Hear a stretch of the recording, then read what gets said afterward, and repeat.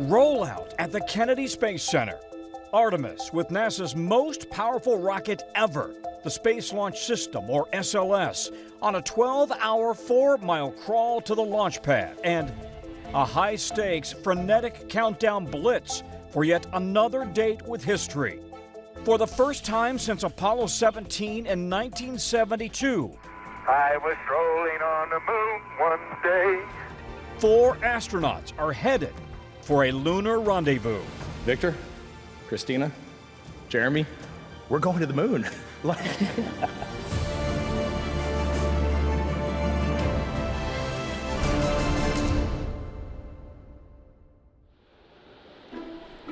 And here we go. November 16th, 2022. 7, 6, 5. 4-stage engine start. 3, 2, 1. Boosters in ignition. And liftoff of Artemis I. We rise together back to the moon and beyond. Roaring off Launch Pad 39B at the Kennedy Space Center, NASA's Artemis I, an uncrewed test flight around the moon, and a high-resolution 80-mile-high flyover. Now you are seeing the Earth, you are seeing home, you are seeing yourself in that image right there. All to test a brand new rocket and a crew capsule named Orion. This is the moment of truth for Orion. After 25 days and 1.4 million miles, a fiery re-entry as Orion came screaming back to Earth at 32 times the speed of sound. Then 300 miles south of San Diego. Splashdown. The latest chapter of NASA's journey to the moon comes to a close. Orion, back on Earth. A picture-perfect mission with NASA precision, setting the stage for humans. There's a lot out there to explore, and this is the next beginning, and this is the Artemis generation. Fast forward to 2026 and the dawn of a new era. Artemis II, stacked and ready for launch, America's biggest lunar mission in 53 years. Artemis II is a 10-day mission slingshotting around the moon with 4 astronauts on board, testing all of the crew systems before Artemis III is set to land on the moon. Artemis II is Commander Reed Weissman, originally from Baltimore, a retired Navy captain fighter pilot and a single father of 2 after his wife Carol passed away. He spent 165 days on the space station in 2014 and served as the chief of the astronaut office. Pilot Victor Glover, a U.S. Navy pilot who served on the Crew 1 mission to the space station, where he also served as a flight engineer. Originally from California, he is married with 4 children. Mission specialist Christina Cook set a record for the longest single space flight by a woman with 328 days in space and participated in the first all-female spacewalk, growing up in Michigan and North Carolina.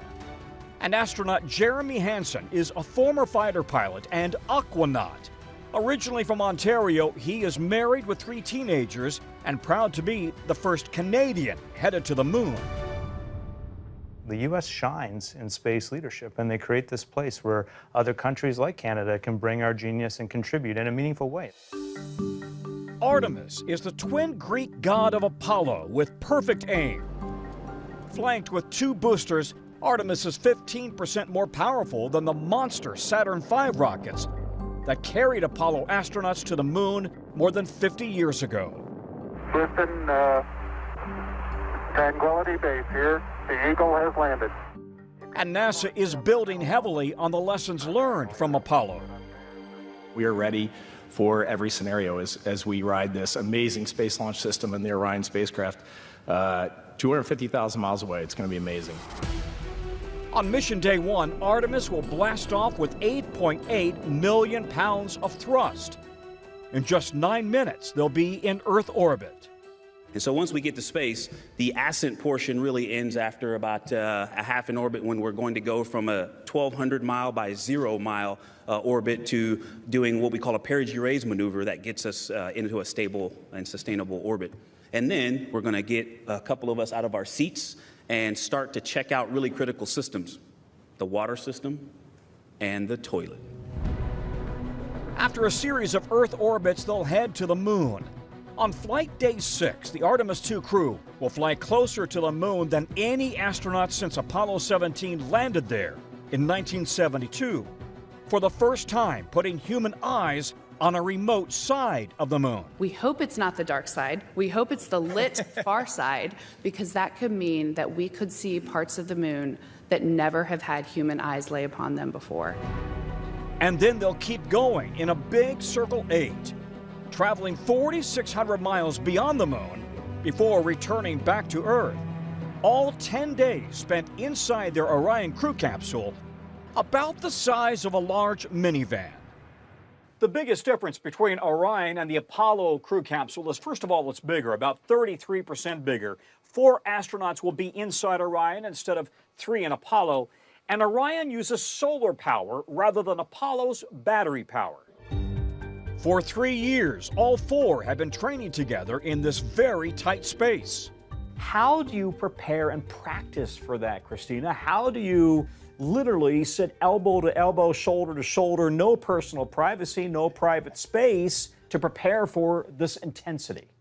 I think a big part of preparing for being in a small space together is respect and practice. We came up with some rules. Hey, headphones, that means pretend I am not here. I have my headphones on, I'm taking a break. But also just we learned how to give each other grace and what that feels like, literally bumping into each other all the time.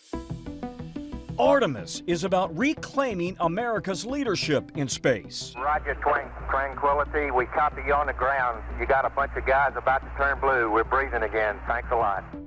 And setting the stage for a 21st century lunar landing. Now today, the moon is calling us again. Harrison Schmitt walked on the moon in that final Apollo 17 mission in 1972. Cold War II has started, in my opinion. But the 2026 space race is not with Russia, it's with China. Already, China has built a robotic base on the moon with plans to land its own astronauts there by 2030. Former commercial astronaut Jared Isaacman is NASA's new administrator. Within the next 3 years, we are going to land American astronauts again on the moon, but this time with the infrastructure to stay. And American politicians are determined not to let China get there first. I'll be damned if the Chinese beat NASA or beat America back to the moon. We are going to win. We have liftoff. Go Super Heavy. Go Starship. To get there, NASA is depending on the Elon Musk SpaceX mega rocket called Starship. Standing nearly 400 feet tall, Starship is the biggest rocket ever built. Despite a perfect test flight in October 2025, Starship has suffered a series of high-profile setbacks after several test flights ended in explosions, with debris raining down over the Caribbean. What in the world? The SpaceX plan used Starship to lift resupply fuel tanks into Earth orbit, then fuel up before heading to the moon and rendezvousing with Orion, which will carry 4 astronauts from Earth. Once in lunar orbit, 2 astronauts will board Starship for a lunar landing, where they will live and work for more than 6 days. That's the plan, but a Starship lunar lander doesn't yet exist. And the clock is ticking down to the goal of a lunar landing in 2028. Concerned, NASA encouraged SpaceX rival Jeff Bezos' Blue Origin to also develop a lunar lander. Posting on X in 2025, Musk said setbacks are part of testing and learning to eventually take humans beyond the moon to Mars. And NASA has also had to learn. The Artemis I launch was delayed for several months due to a hydrogen fuel leak and 2 hurricanes. But launch director Charlie Blackwell Thompson says her team now has a much better understanding of the rocket. Is there just some natural leaking that you've now come to realize that's what the vehicle does? There is some amount, and there is some amount of allowable. And so you want to manage within your allowable. And that's where we got to with Artemis, with that 3rd launch countdown, is we learned how to manage within our allowable leak rate. Engineers also discovered problems with the Orion crew capsule's heat shield. As Orion returned to Earth, the protective shield hit 5,000 degrees, half the temperature of the sun. To bleed off speed, NASA skipped the spaceship off the atmosphere before dipping back in. Engineers later discovered a charred layer of the heat shield where pieces had come off. NASA had to determine why, then come up with a fix for the Artemis II mission. Howard Hu is the Orion program manager. Do you feel like you've solved the heat shield issue? Definitely, we have. You know, like I said, we have found root cause, which is really important. We know what the heat shield's capable of and what we need to do to make the minor adjustments for the future vehicles. The heat shield is all that stands between the astronauts and the extreme heat of the plasma on re-entry. The danger all too real for NASA. In 2003, the Space Shuttle Columbia broke apart on re-entry after a piece of the heat shield was damaged and came off during liftoff, killing all 7 astronauts. There are going to be real astronauts on board Orion 2. Does that raise the stakes for you guys? Oh, absolutely. I mean, we're flying people here, and we've got to do the absolute best job we can. Their lives depend on you. They absolutely do. Us doing our job correctly. Now, a new chapter in America's love affair with all things space.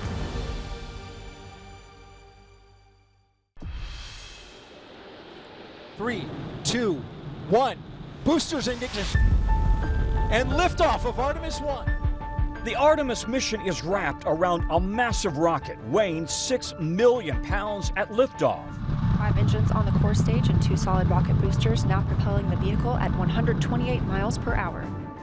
700,000 gallons of liquid hydrogen and liquid oxygen, pushing the entire stack to break the Earth's gravitational pull. Now 1 minute, 21 seconds into the flight, traveling at 1,420 miles per hour. 75% of its power comes from 2 solid rocket boosters, borrowed from the Space Shuttle program. Confirmation that the solid rocket boosters have separated. 2 minutes into flight, those booster rockets are released. As the core stage and its engines continue to propel Orion and the crew to space. After 3 minutes, the protective fairing around the service module's solar panels drops free. 8 minutes into flight, the core engine shuts down. Orion separates from the core and flies free. Then deploys the 4 solar panels that power Orion to the moon and back. After 90 minutes, the engine ignites to lift Orion into a high Earth orbit. Then, for the next 24 hours, the astronauts and mission control perform a full systems check, manually test flying the ship for future flights that will involve rendezvous and docking maneuvers. 23 hours later, in full auto mode, Orion will start the TLI burn, translunar injection, beginning a 4-day journey to the moon and a figure-8 path extending more than 230,000 miles from Earth. So this is the Orion crew stack. Up on top, you see that is the crew module, the top with the silver band around it. That's where the 4 astronauts will sit. Down below that, you have the European service module. That's in the middle, and you've got 4 solar arrays. Right now, you can see 2 of them. But that is the power pack that will essentially power Orion 2's journey around the moon. It'll be about a day orbiting the Earth, 4 days to the moon, 4 days back, and then we'll really have a certified human-rated lunar-capable spacecraft in the Orion. We are 41,541 miles from the moon. For 3 years, the Artemis II crew has been training hard. Radio check on ACU-2. Mastering cockpit flight controls, fitting and refitting spacesuits, intense classes for memorizing systems, procedures, and backups, and endless hours on their backs in the Orion simulator. If I look tired, it's because I am tired. This has been an incredible week of training, a very intense week for sure. This is where the commander will sit, and the pilot will sit right here. Now, Orion is designed to fly itself, fully automated, but either the pilot or the commander can take control. They both have the same controls on either side. And Orion is a lot lighter. They've gotten rid of a lot of the Apollo cables and replaced it with computers. Still, it's a 10-day mission with little room to stretch out, especially for 6'2" Jeremy Hansen. Yeah, Canada did get more than its fair share of the volume on this mission by assigning me to this. And these three are going to have to mentor me a little bit as I get my space legs, because they've all had 6-ish months on space station, and I'll be learning how to float and fly and bumping into stuff, and I'll need a little help probably. Like all NASA crews before them, the Artemis crew voted on a name for their Orion spaceship. Their choice, Integrity. Commander Reed Weissman. Why did you pick that name? We talk a lot about this concept of being, integrity is not like a pure, simple thing like you would think, but you can be in integrity and you can be out of integrity. And so for us, as the first crew of Artemis, we strive every day to be in integrity. And there are moments where we slip up and we go, hey, I'm out of integrity right now and I'm working on it. And that's all we have to say to each other. And the name Integrity comes at a time of great political polarization in the country. This mission, they hope, will serve to unite Americans, much as Apollo 8 did after a very turbulent 1968. And from the crew of Apollo 8, we close with good night, good luck, a Merry Christmas, and God bless all of you on the good earth. There's a lot of little things that will divide us. It'll fill in the cracks and expand if we let it. And it would be nice if this could just be some caulking, some reinforcement to fill in those spaces to prevent division. I hope this mission can bring people together. We were very intentional about the design of this patch for Artemis II to look like all. And we want everybody to be a part of this mission. And so I hope we can contribute in that way. Just maybe this lunar mission for the 21st century will capture the country's imagination. Since 1973, astronauts have been staying in low Earth orbit. Now they will fly just 4,300 miles above the lunar surface, the closest since the Apollo 17 astronauts who left the moon in 1972. 3, 2, 1, ignition. Right away, Houston. Rick Henfling is the Artemis II re-entry flight director. You're going to send astronauts further from the Earth than ever before. Correct. It's going to be a tremendous mission to be a part of. We're going to send back some imagery that we know will just wow the public. The hope? That after Artemis II, an Artemis III crew will be the first to land on the moon since those glory days of Apollo, landing near Shackleton's crater on the moon's cold and shadowed South Pole, where water ice is thought to exist, a critical resource for future base and rocket fuel. Already, astronauts are training in NASA's 6 million-gallon neutral buoyancy lab in Houston, replicating moonwalks and collecting lunar samples. And far from Houston, training in the barren and desolate volcanic fields of Iceland, where the geology is eerily similar to the moon's. We hope to learn about the evolution of the moon, but actually a lot of the objectives that those astronauts are going to be doing will tell us about the evolution of our own planet and the entire solar system. I do think this is the greatest adventure in human history. I think what we stand to learn out there can absolutely change the trajectory of humankind. The ultimate goal, to build a permanent base on the moon, complete with a nuclear reactor to generate power, and then on to Mars.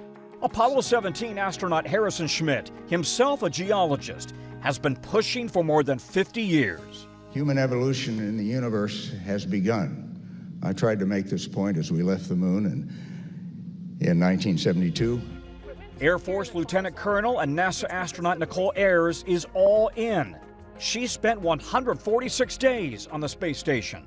I was that little kid who had an affinity for the sky and for space, and sealed the deal in 4th grade when I went to space camp and got to see everything, and I grew up in the shuttle era, so I didn't necessarily just want to be on the shuttle, I wanted to fly the shuttle. Yes, going to Mars is absolutely on the horizon for us. In our lifetimes? We can absolutely get there. I believe so, and I want it to be in my lifetime because that is a goal for myself to be able to see that. But first, the moon is calling.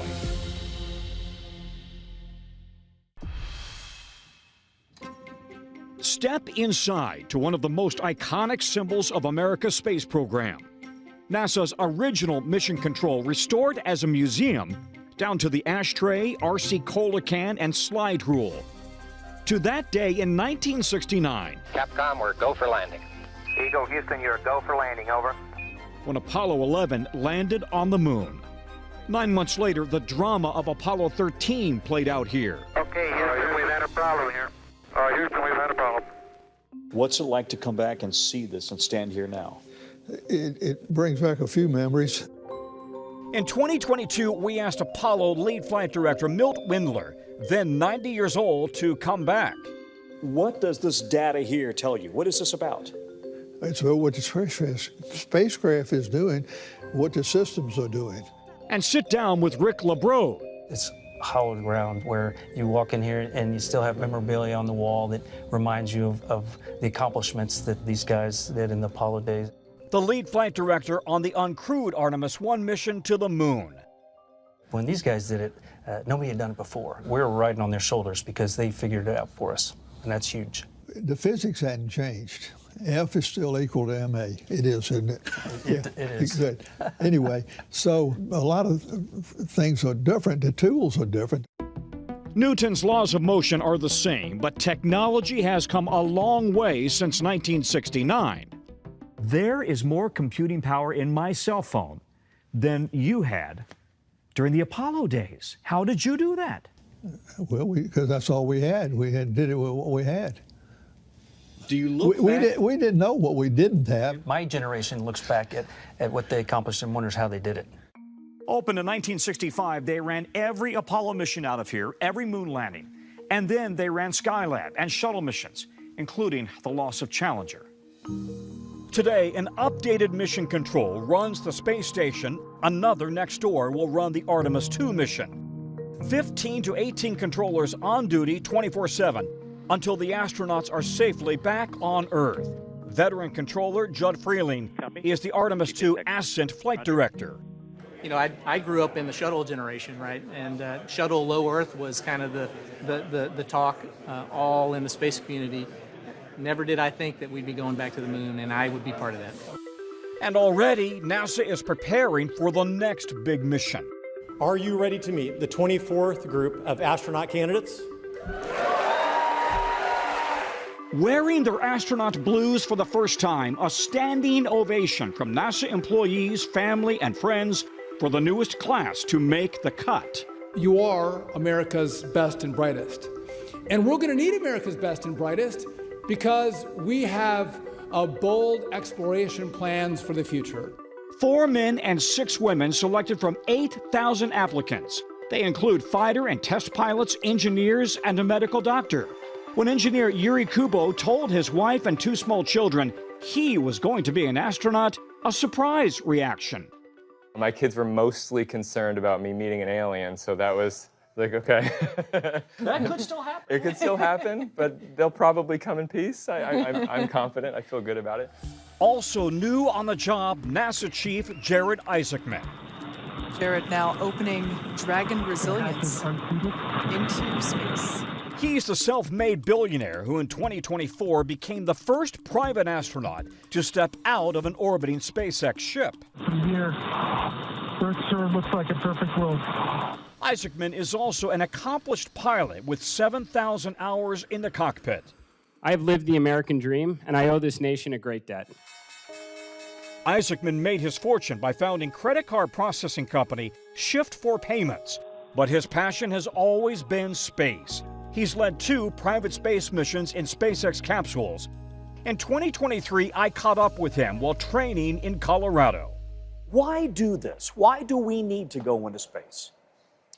I mean, there are questions that we've been asking ourselves since like the dawn of civilization, right? That we don't know the answers to, and the universe is so big.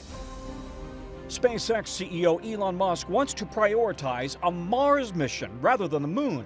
Both Republicans and Democrats have pressed Isaacman to reaffirm the moon mission comes first. We don't have to make a binary decision of moon versus Mars, or moon has to come first versus Mars. I think we could be paralleling these efforts. Both America and China are targeting the lunar South Pole for a landing. But who will land first, America or China? We're just going to pursue excellence, like I talked about before. That's how You win a space race, and that's just how you move our countries forward. But China has also suffered setbacks. Its own astronauts, taikonauts, were stranded on China's space station after their return ship was hit by space debris. And no one really knows how close China is to actually putting taikonauts on the moon.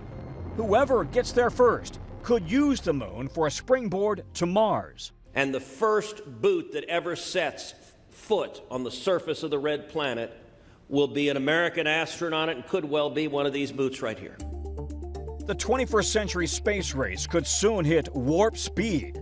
Anna Menon was a commercial astronaut orbiting the Earth in 2024 with Jared Isaacman in that SpaceX Dragon capsule. In 2025, she was selected as a NASA astronaut. I am just pinching myself that this is even possible. You know, what a chapter of human spaceflight that we are in, that this is even possible today. As NASA's first female launch director, Charlie Blackwell Thompson was in charge during Artemis I. Is it past due that America returns to the moon? I'm of a generation where when the TV card came into the classroom, something big was happening. And I remember that last moon landing, I was in elementary school, the TV cart came in and we're watching our astronauts on the surface of the moon. And, you know, being a first grader or second grader, going out and looking up at the moon and just being struck with wonder. And so when I think about that, and this is a connection that I've kept my entire life, right? I still look up at the moon with that same sense of curiosity and wonder. And so, you know, when I think about young kids that maybe will get that same sensation or will get that same sensation, I think, wow. It's her call when to light the rockets that send astronauts back to a rendezvous with the moon. 53 years after Apollo, the Artemis generation is assuming the legacy from her twin and aiming for the heavens. We've always looked at the moon and said we've been there. But for this whole generation, for our generation, for the younger generation, for the Artemis generation, they're going to look at the moon now and go, we are there. It is a fundamental shift. It just gave me chills. Like that, it just changes the way these kids are going to look at the moon. They're not going to look at it as a part of a history book. They're going to look at it as a part of their legacy. That is powerful.